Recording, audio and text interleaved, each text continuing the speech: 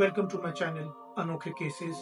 एक बार फिर बहुत ही अनोखे केस के साथ। दोस्तों, वीडियो में आगे बढ़ने से पहले मैं आप सबसे रिक्वेस्ट करूंगा, अगर आपको मेरा चैनल पसंद आ रहा है, मेरी वीडियोस पसंद आ रही हैं, तो प्लीज मेरे चैनल को सब्सक्राइब करें और मेरी वीडियोस को लाइक और शेयर करना नहीं भूलिएगा।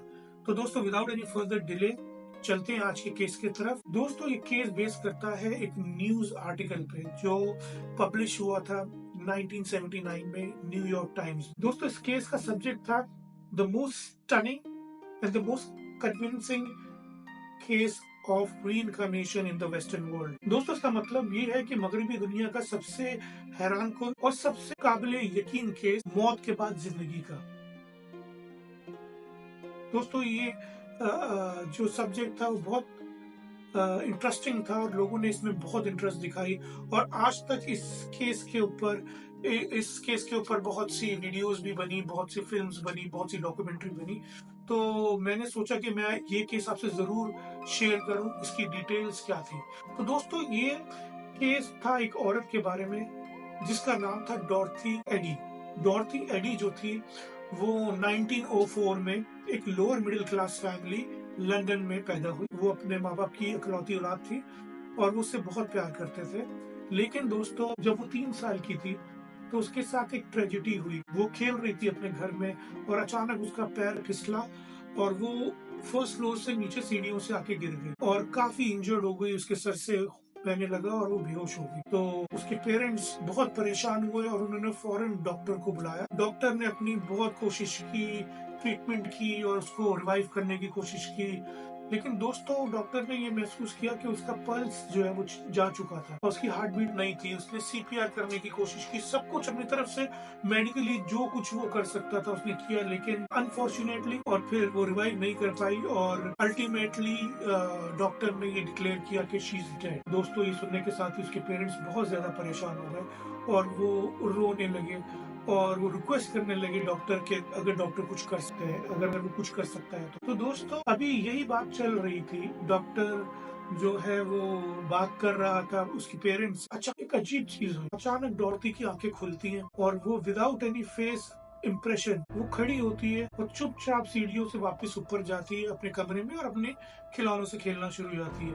तो दोस्तों, ये सब चीजें देख के पेरेंट्स और डॉक्टर दोनों पैसिनेट हो गए। उनको बहुत अजीब लगा कि ऐसा कैसे हो सकता है। लेकिन दोस्तों, क्योंकि वो जिंदा थी और हर चीज ठीक लग रही थी तो वो हैरान तो हुए उसके पेरेंट्स, लेकिन उन्होंने शुक्र अदा किया कि एटलीस्ट उनकी बेटी अब बिल्कुल ठीक है। दोस्तों, लेकिन इस इंसिडेंट के बाद डॉर्थी की लाइफ हमेशा के लिए बदलने वाली थी। हुआ कुछ यूँ दोस्तों, कुछ करते हो 3 साल की थी, उसके साथ ये हादसा हुआ और जब वो थोड़ी बड़ी हुई, 4-5 साल की हुई, तो उसके सिम्टम आना शुरू हो गए अजीब से। तो सबसे पहली चीज जो पेरेंट्स ने उसके नोट की वो ये थी कि अचानक जो एक्सेंट था, बीइंग इंग्लिश गर्ल, उसका एक्सेंट चेंज हो गया था और उसके एक्सेंट के अंदर अरबिक टच आ गया। दोस्तों, इस सिलसिले में उसके पेरेंट्स उसको डॉक्टर्स के पास लेके जाते हैं, स्पीच थेरेपिस्ट के पास लेके जाते हैं, न्यूरोलॉजिस्ट के पास लेके जाते हैं और अल्टीमेटली उसको एक डिजीज डायग्नोस होता है जिसको डॉक्टर नाम देते हैं फॉरेन एक्सेंट सिंड्रोम का। लाइटली लेते हैं और उनको पता था कि उसके साथ एक हेड इंजरी हुई है और ये पॉसिबिलिटी थी एज पर द डॉक्टर्स कि इस वजह से ये डिजीज हो सकता है। खैर, बाकी सब चीजें ठीक थी, डॉर्थी बिल्कुल फिजिकली मेंटली परफेक्ट थी। तो दोस्तों, फिर वो एक दिन यूं ही तफरी के लिए ब्रिटिश म्यूजियम चले जाते हैं। ब्रिटिश म्यूजियम में जब वो पहुंचते हैं तो एक वहाँ पे एक अजीब किस्सा होता है। दोस्तों, जैसे वो उस सेक्शन में ब्रिटिश म्यूजियम के जाते हैं जहाँ पे ओल्ड इजिप्शियन आर्टिफैक्ट्स पड़े होते हैं, वहाँ पे कुछ ममीज डिस्प्ले हुए होते हैं और उस जमाने की चीजें डिस्प्ले हुई होती हैं, ओल्ड इजिप्शियन कल्चर। तो दोस्तों, उसके पेरेंट्स एक अजीब सी चीज नोट करते हैं डॉर्थी के अंदर कि वो एक अजीब ट्रांस के अंदर आए, एक अजीब शहर के अंदर होती है वो, और वो उन चीजों को हैरानगी से देख रही होती है और उनको फील कर रही होती है और चीजों को हाथ लगा रही होती है और उसकी आंखों में अजीब सी चमक और अजीब से आंसू होते हैं। तो दोस्तों, ये सब देख के वो बड़े हैरान होते हैं कि ये सब क्या हो रहा है। तो दोस्तों, जब डॉर्थी की नजर किंग सेटी द फर्स्ट की मम्मी पे पड़ती है, दोस्तों ऐसा लगता है उसको जैसे उसके अंदर जमीन निकल गई है। दोस्तों, वो अपने पेरेंट्स के पास जाती है और बोलती है कि मैं इस शख्स को जानती हूँ, इससे मेरा बहुत क्लोज रिलेशनशिप और ये सारी चीजें जो यहाँ पे हैं ये मेरे से रिलेट करती है, कि मुझे कुछ याद दिलाती है और ये जैसे मेरी जिंदगी का एक हिस्सा रही है ये चीजें। दोस्तों, ये सब चीजें सुनने के बाद बहुत इमोशनल एनवायरनमेंट बन जाता है। उसके जो पेरेंट्स होते हैं वो भी बड़े परेशान हो जाते हैं, लेकिन साथ ही साथ थोड़े से एम्बैरेस हो जाते हैं क्योंकि काफ़ी लोग होते हैं और सारी चीज़ें, तो वो जिस तरह के इमोशंस दिखा रही थी तो उनको थोड़ा अजीब लगता है। खैर वो उसको वहाँ से ले जाते हैं और उसको समझाते हैं, और लेकिन उनको कहीं न कहीं ये चीज़ समझ आ रही थी कि ये कोई न्यूरोलॉजिकल मसला नहीं है, ये कुछ हो सकता है, कोई स्पिरिचुअल मसला। ये भी सारी चीज़ें नॉर्मली चलती रहती हैं। फिर दोस्तों फिर उसको इंटरेस्ट पैदा होता है डॉर्थी को इजिप्शियन हायरोग्लिफिक्स के अंदर, इजिप्शियन जुबान जो लिखी जाती थी उस दौर में, और वो अक्सर जब वो देखती थी तो उसको ऐसा लगता था कि जैसे लेकिन वो कहती थी कि शायद मेरी आंखों के आगे कोई ऐसा पर्दा है कुछ, लेकिन वो दिल से ही मानती थी कि कहीं कभी ना कभी उसने ये लैंग्वेज जरूर पढ़ी है। तो दोस्तों इस चीज में उसकी मदद करने के लिए एक बहुत ही मशहूर उस टाइम के इजिप्टोलॉजिस्ट होते हैं जिनका नाम होता है E.A. वॉलेस बज। डॉर्थी को ये जुबान सिखाते हैं और वो साहब बहुत बहुत ज्यादा हैरान हो जाते हैं जब वो देखते हैं कि डॉर्थी बहुत तेजी से इस लैंग्वेज को पिक करती है। डॉर्थी लैंग्वेज भी जान चुकी थी और काफी ज्यादा उसके पास नॉलेज भी आ गई थी, लेकिन फिर भी वो उन ख्वाबों को लेके बहुत परेशान थी। तो दोस्तों एक दिन होता ये कि वो हमेशा की तरह, क्योंकि वो नॉलेज गैदर करती रहती थी इजिप्ट के बारे में, तो बुक में पढ़ रही होती है, उसमें तस्वीरें होती हैं ओल्ड इजिप्ट की। तो उसमें जैसे वो किंग सेटी द फर्स्ट का टेम्पल देखती है दोस्तों, वो परेशान हो जाती है और वो भागती हुई अपने माँ बाप के पास जाती है और बोलती है, देखो मैं आप लोग से कहती थी कि मेरे ख्वाब में कोई टेम्पल आता है, तो वो ये टेम्पल है, इसको मैं देखती हूँ हूबहू यही है। यहाँ पे गार्डन था, बताती है कि इधर गार्डन भी था, लेकिन उस तस्वीर में, क्योंकि तस्वीरें तो बाद में ली गई थी, वो गार्डन तो खत्म हो गया होगा हजारों साल पहले, यहाँ गार्डन था और इधर मेरा घर था। दोस्तों वो बहुत इमोशनल होते हैं उसके पेरेंट्स, लेकिन वो उसको अंडरस्टैंड करते हैं, समझते हैं, उसको पता है कि इसका ये दिमागी मसला नहीं है, ये कोई रूहानी मसला। खैर वो उसको बहुत सपोर्ट करते हैं और उसको कंफर्ट करते हैं और बोलते हैं जिंदगी में तेरी अच्छा होगा आगे, तू ज्यादा नहीं सोच, क्योंकि you have to be present in your life. अगर तू ऐसे सोचती रहेगी तो तू किस तरीके से इस दुनिया का सामना करेगी। तो वो इस बारे में थोड़ा परेशान, लेकिन दोस्तों इसी तरह चीजें चलती रहती हैं। तो अब उसका ड्रीम सिर्फ एक था, उसकी मंजिल डॉर्थी की एक थी, वो किसी ना किसी तरीके से इजिप्ट जाना चाहती। दोस्तों फिर वो जब 26 साल की 26 इयर्स की हुई, वो अपॉर्चुनिटी जिसका वो सारी जिंदगी से इंतजार कर रही थी वो उसकी जिंदगी में आई। जब वो 26 साल की हुई, 26 साल की उम्र में उसकी जिंदगी में एक शख्स आया और वो उससे शादी करना चाहता था। दोस्तों जैसे ही डॉर्थी को ये पता चला कि ये शख्स इजिप्शियन नेशनल है, दोस्तों उसने बगैर कुछ सोचे समझे शादी के लिए हाँ कर दी और उनकी शादी हो गई। दोस्तों अब वो टाइम आने वाला था जिसका बेसब्री से डॉर्थी ने इंतजार किया अपनी सारी उम्र, वो था इजिप्ट की सरजमीन पे पहुंचना। दोस्तों और जब डॉर्थी का प्लेन लैंड किया इजिप्ट में और जैसी प्लेन से नीचे आई तो दोस्तों वो खुशी के मारे रोने लगी और वो सजदा करके चूमने लगी उस जमीन को, उस मिट्टी को, और बहुत ही इमोशनल मोमेंट था वो उसके लिए। और दोस्तों उसकी जिंदगी की वो जो दिन थे वो बहुत हसीन और बहुत अच्छे, और उसके जो हस्बैंड था उसने उधर ही के पास एक घर ले लिया और उधर रहने लगे। दोस्तों लेकिन इसके चलते चलते फिर कुछ कॉम्प्लिकेशंस हुई इसकी जिंदगी में।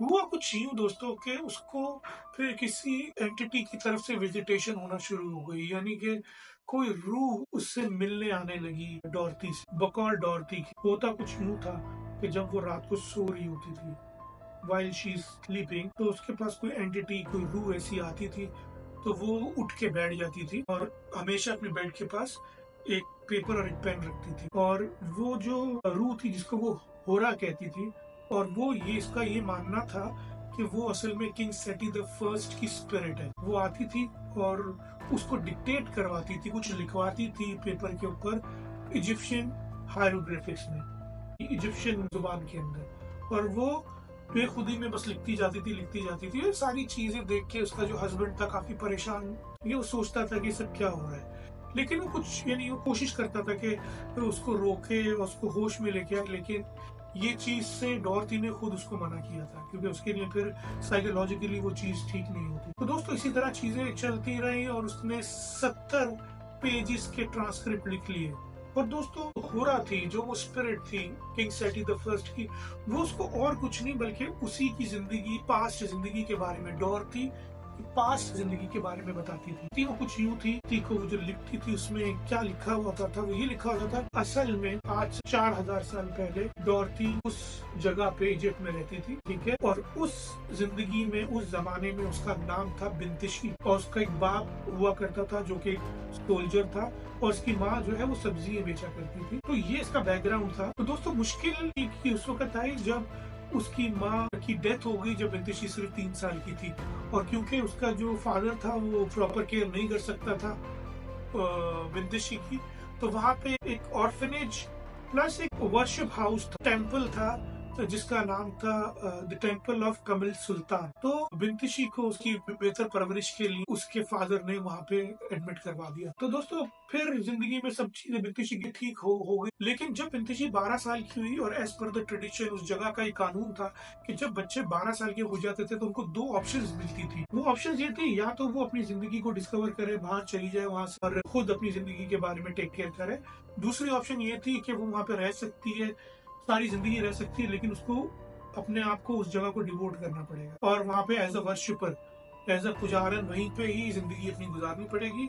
और इसके बारे में बिंतिशी बहुत सोचती है, लेकिन वो फिर इस चीज को एक्सेप्ट कर लेती है, बोलती है कि मैं इधर ही रहूंगी। ठीक हो रही होती है, लेकिन दोस्तों मुश्किल ये होती है कि उसको पता नहीं था कि आने वाले दिनों में क्या मामला होने वाले। तो बिंतिशी के साथ हुआ कुछ यूं कि उसकी जिंदगी में एक शख्स आया जो और कोई नहीं, किंग सेटी द फर्स्ट था, और एक ही नजर में देखते साथ ही उन दोनों को एक दूसरे से प्यार हो गया, जो कि बहुत बड़ा प्रॉब्लम थी, जो कि बहुत बड़ी इशू था, क्योंकि being a priest, being a worshipper there in that place, उस जगह पे उसको इजाजत नहीं थी कि वो शादी करे, प्यार करे या इस तरह के किसी भी अफेयर में जाए। तो लोग जब दोस्तों फिर जब पता चलता है वर्शिपर को, जो हाई प्रीस्ट होता है वहाँ का बड़ा, तो दोस्तों जब पता चलता है हाई प्रीस्ट के बारे में, तो सिचुएशन बहुत ज्यादा खतरनाक हो जाती है डॉर्थी के लिए, और वो उसको बुलाता है, उससे पूछना मामला आता है। तो वो खैर उस वक्त तो छुपा लेती है, तो बोलती है ऐसी कोई बात नहीं है, ऐसा कुछ नहीं है, तो वो बात आई गई हो जाती है। लेकिन दोस्तों फिर कुछ ऐसा होता है जो कि छुपाना बहुत मुश्किल था। तो बिंतिशी थी, वो किंग सेटी द बच्चे की माँ वॉज प्रेग्नेंट, जो कि बहुत बड़ी मुसीबत थी। और जब ये बात दोस्तों हाई प्रीस्ट को पता चली, तो उसने फौरन बिंतिशी को बुलाया और उससे पूछा कि अब ये क्या है। तो वो क्योंकि वो किंग सेटी द फर्स्ट का नाम लेना नहीं चाहती थी किसी भी सूरत में, तो बिंतिशी पे टॉर्चर किया जाता है, लेकिन वो किंग सेटी द फर्स्ट का नाम नहीं लेती, नहीं बताती कि ये बच्चा किसका है। तो अल्टीमेटली दोस्तों जब वो हार मान लेती है और बहुत ज्यादा उस टॉर्चर से परेशान हो जाती है, तो उसके पास और कोई चारा नहीं रहता, उस लाइफ में एंड होती है। तो होती है उसको अपनी पास्ट लाइफ के बारे में इतना पता चलता है, तो वो काफी इमोशनल हो जाती है, और वो दोहरी जिंदगी जी रही थी, असल में डुअल पर्सनालिटी बन चुकी थी। एक तरफ वो इस प्रेजेंट में थी जिसमें वो डॉर्थी थी, और उसकी सोच, उसकी जो एक्टिविटीज थी, और जो उसको जिसके बारे में हर वक्त वो सोचती रहती थी, वो सोचती थी वो अपनी पास्ट लाइफ के बारे में जिसमें वो बिंतिशी। दोस्तों ये जब सारी चीजें हो रही होती है, ट्रांजिशन हो रही होती है इसके साथ, इस दौरान उसका जो हस्बैंड होता है वो बहुत परेशान हो जाता है, और वो सारी चीजें बर्दाश्त नहीं कर पाता, क्योंकि अब उनकी औलाद भी हो चुकी थी, और वो देख रहा था बीइंग अ फैमिली चीजें ठीक नहीं हो रही, और उसको उसकी फैमिली को टाइम नहीं मिल पा रहा। तो वो इस चीज को डिस्कस करता है डॉर्थी के साथ, लेकिन डॉर्थी क्योंकि वो उसकी अपनी ज़हनी कैफियत बड़ी अजीब सी चल रही थी, तो वो ज्यादा इस चीज में हेल्प आउट नहीं कर पाती, और फिर फाइनली इवेंचुअली जो डॉर्थी का हस्बैंड होता है वो उसको 1935 में तलाक दे देता है। जब ऐसा होता है तो फिर डॉर्थी अपने बच्चे को लेके पिरामिड्स के पास ही छोटी सी एक जगह लेके वहाँ रहना शुरू हो जाती है, और एक चीज बहुत अच्छी होती है उसकी जिंदगी में, वो ये होती है उसको इजिप्ट डिपार्टमेंट ऑफ आर्कियोलॉजी में एज ए इजिप्टोलॉजिस्ट काम मिल जाता है, जो एक बहुत ही सक्सेसफुल करियर वो गुजारती है 20 साल का, और जिसमें वो बहुत मशहूर हो जाती है, क्योंकि उसकी डिस्कवरीज, उसकी नॉलेज और उसकी जो अंडरस्टैंडिंग थी इजिप्शियन एशियंट कल्चर को लेके और उस जगह को लेके, और उसकी जो नॉलेज थी सारी उतनी ज्यादा थी कि उसने बहुत सारी डिस्कवरीज करवाई, बहुत सारी नई चीजें पता चली, और यहाँ तक कि उसको बहुत ज्यादा उस कल्चर में एडजस्ट करना शुरू हुआ, और she was a symbol of Egypt after some time. और वहाँ के जो लोग थे वो उसको डॉर्थी के नाम से कम और सेटी के नाम से ज्यादा जानते थे, जिसका मतलब है वो इतनी ज्यादा मशहूर हो चुकी थी वहाँ पे।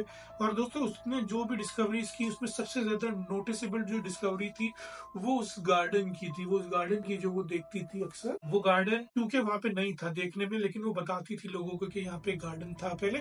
लोग उसकी बातों का यकीन नहीं करते। उस वक़्त भी लोग ऐसे थे जो समझते थे शायद ये झूठ बोलती है और ये इसको कुछ नहीं पता और ये सब यानी कौन है। क्या होता है, अपने डिपार्टमेंट में जाती है और उनके जो हेड होते हैं उनको बताती है कि यहाँ पे एक गार्डन था और वो जगह पिन पॉइंट करती है कि वो किस जगह आप अगर खोदेंगे, एक्सक्वेशन करेंगे तो आपको मिलेगा। तो दोस्तों जो इस डिपार्टमेंट की मैनेजमेंट होती है वो अग्री हो जाती है कि वो एज पर डॉर्टीज इंस्ट्रक्शन वो उसी जगह पे डिगिंग शुरू करेंगे। तो वो ना सिर्फ ये बताती है कि कहाँ डिगिंग करनी है, वो ये भी बताती है कि उस गार्डन का लेआउट क्या था, कहाँ पे क्या चीज थी, कौन सा फुवारा किधर लगा हुआ था, कौन से पेड़ किधर लगे हुए थे, और इस तरह की बहुत माइन्यूट डिटेल्स भी बताती है। दोस्तों एवरीबडी अम्यूजमेंट, वो जब वो जगह खोदते हैं, जब वो चीजें सारी हटाते हैं नीचे, तकरीबन 10-12 फुट से भी नीचे जब जाते हैं तो उनको आहिस्ता आहिस्ता वो लेआउट नजर आना शुरू। और जैसे जैसे डॉर्ती ने बताया था उनको वैसे वैसे एक लेआउट मिलती है बड़ी सी, और इस चीज के निशान मिलते हैं कि कभी वहाँ पे कोई बहुत बड़ा गार्डन हुआ करता था।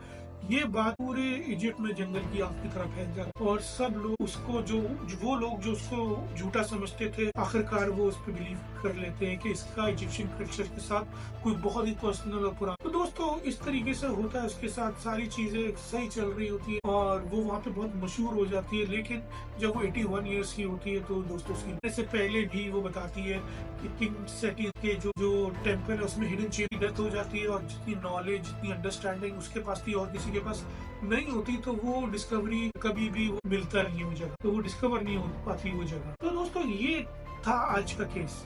अब इतना इंटरेस्टिंग केस और डॉक्यूमेंटेड केस है, थ्रू आउट इंटरनेट आपको इसकी सब फैक्ट्स एंड फिगर्स मिले, तो कोई किस्सा कहानी नहीं है। तो ये कहीं ना कहीं इंसान को सोचने पे मजबूर कर देता है। जो हमारी अंडरस्टैंडिंग है मौत को लेके, जिंदगी को लेके, बहुत लिमिटेड है। तो अगर दोस्तों अगर आपको इस केस से, इस मेरी वीडियो से कुछ नया सीखने को मिला हो, कोई नया एस्पेक्ट, कोई नई डायमेंशन दिमाग में आपके खुली हो, तो प्लीज मेरे इस चैनल को सब्सक्राइब जरूर कीजिएगा और इस वीडियो को लाइक और शेयर करना नहीं भूलिएगा। दोस्तों इसी तरह के केसेस, इसी तरह की जो है रिसर्च मैं आपके सामने रखता रहूंगा। आप मेरे चैनल में बने रहिए और नेक्स्ट वीडियो के लिए थोड़ा सा इंतजार कीजिए, मैं फिर आपके सामने हाजिर होऊंगा। तब तक के लिए अपना ख्याल रखिए और मेरी तरफ से अल्लाह हाफिज।